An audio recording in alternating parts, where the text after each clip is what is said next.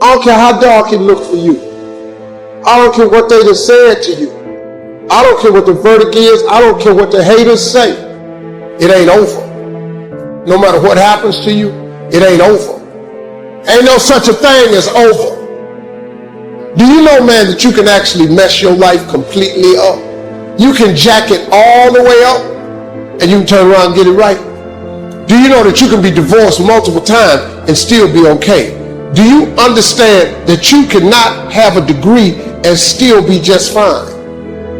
Now, whatever you've been through, whatever that is, guess what? You're still here.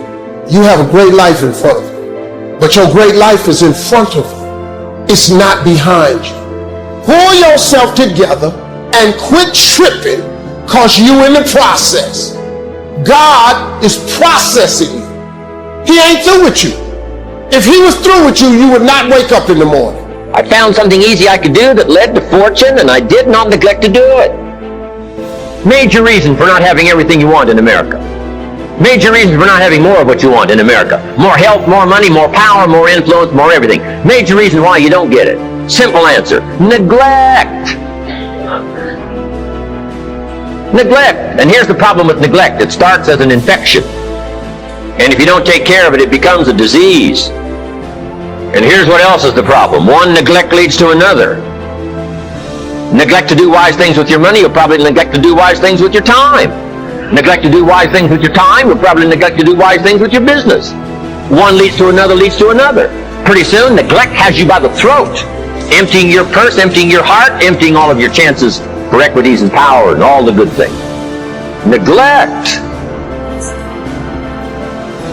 I blame my negative relatives. They were always putting me down. I blame my cynical neighbors. They're just selfish, looking out for themselves. Won't loan you money? They were on my list.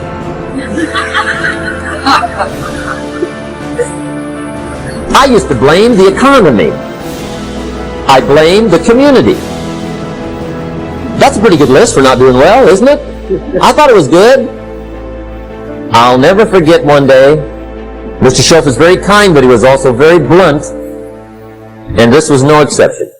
And I'm glad he was blunt. There's a lot of things I'd have missed if he hadn't have been blunt. One day, with sort of a curious look on his face, he said, "Jim, just out of curiosity, tell me, how come you haven't done well up until now?" Translate our questions, translate our answers, our perceptions, what we see, to be able to say it. And I'm telling you, if you have a limited way of translating and expressing what's going on in your heart and what's going on in your head, you'll fall way behind.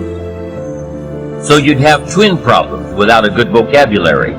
Number one, you wouldn't be able to see. Number two, you wouldn't be able to express.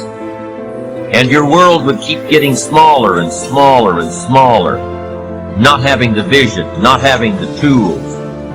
Finally, you wouldn't need a place much bigger than 10 by 12 to live. Why? That's about as big as some people's world is. That's all they've got, this little narrow world, making mistakes every day. Why? They can't see. Getting it wrong every day. They can't comprehend. They can't understand. No tools with which to translate. For good communication, number one is having something good to say. Number two is saying it well. And number three is reading your audience. You've got to read what's going on between you and the people you're talking to. Should you say what you're saying a little softer? Should you say it a little stronger? Should you explain it more? Should you be more clear and concise? Should you quit? A lot of the decision-making that's going on during a conversation with someone depends on how well you can read, how well you can tell what's going on in the minds of those you're trying to reach. Sometimes those little reasons are the most powerful reasons that can change your life. Sometimes it doesn't take much. I now carry several $100s in my money clip. It's only a few $100s, but it was one of those reasons that turned my life around. Just before I met Mr. Schoaf, I heard a knock at the door. I go to the door, and there's a little girl standing there about this tall selling Girl Scout cookies. And she gave me one of the finest sales presentations I've ever heard. Special deal, several flavors, this whole package of stuff. $2. And with a big smile, she very politely asked me to buy. And I wanted to. Big problem. I'm broke. I don't have $2. And to this day, I can remember the pain and the embarrassment. I'm a father. I'm a husband. I've been to college. I'm working. I'm 25. I don't have $2. And I didn't want to tell her that for some reason.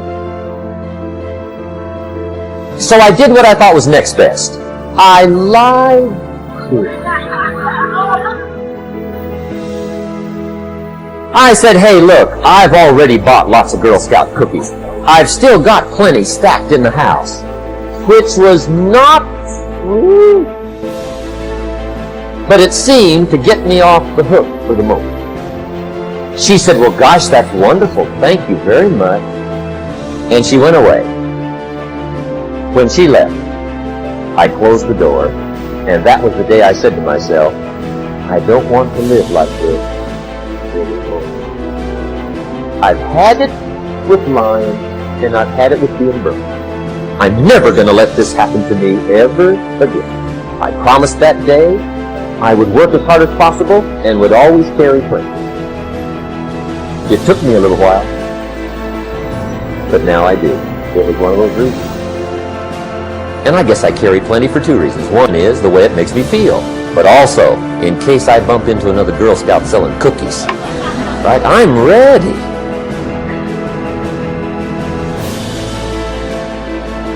I walked out of the Bank of America one time up in Saratoga, California, where I used to live. Two little girls selling candy right outside the bank. Good place. It's some girls' organization they're working for, right? I come walking out of the bank. This first little girl walks up to me. She said, Mister, would you like to buy some candy? I said, I probably would. What kind is it? She said, it's almond roca. I said, my gosh, that's my favorite. She said, wonderful. I said, how much is it?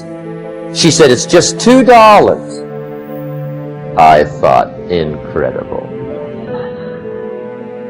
I said, how many boxes of that candy have you got? She said, 5.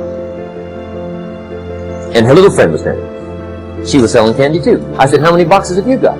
She said, I've got 4. I said, that's 9. I'll take them all. They said, really?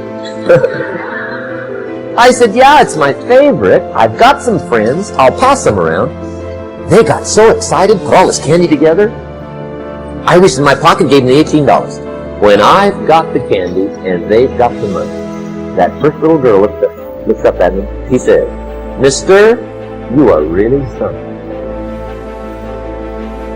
Probably one of the most frustrating experiences in life is looking for an above-average job with above-average pay without becoming an above-average person. It's called frustration.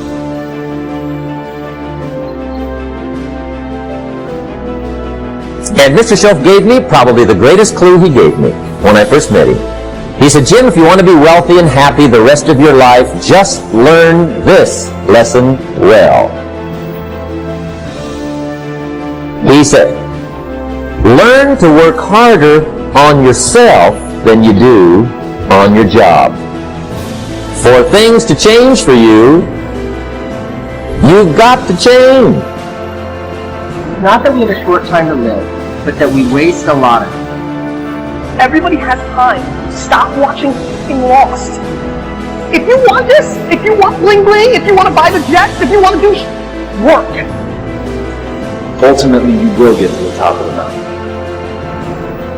In order to build a business, in order to be the best parent, the best spouse, to do all those things that you know you want to do with your life, with your work, with your dreams, you're going to have to do things that are difficult, uncertain, or scary.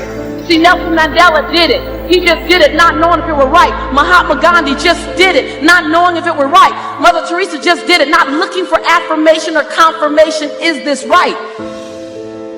A lot of people ain't honest with themselves about what they really want. You want to make more money than you've ever made. You want to travel the world. I don't know. You want to build your second home. I'm not sure what you want, but I need you to understand that you got to give some. You can't stay where you are and go where you're trying to go.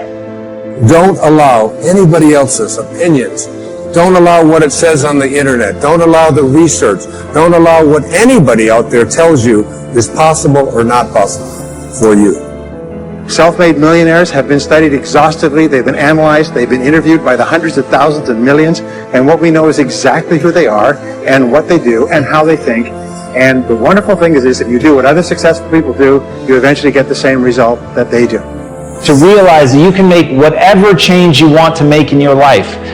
As Napoleon Hill said, first comes thought. The beginning, as you will observe, is in the imagination. And that's the key to getting started, is you have to understand that you already have everything that you want, but you've got to think about what it is you're trying to create in your life first. And get moving. If it's just to get up and read and get your mind right for the day. So you got to get up early, show up early, get there, get after it, attack the day, make things happen. Most people wait for things to happen. Winners make things happen. It's hard to keep the spirit up. Hard. It's hard.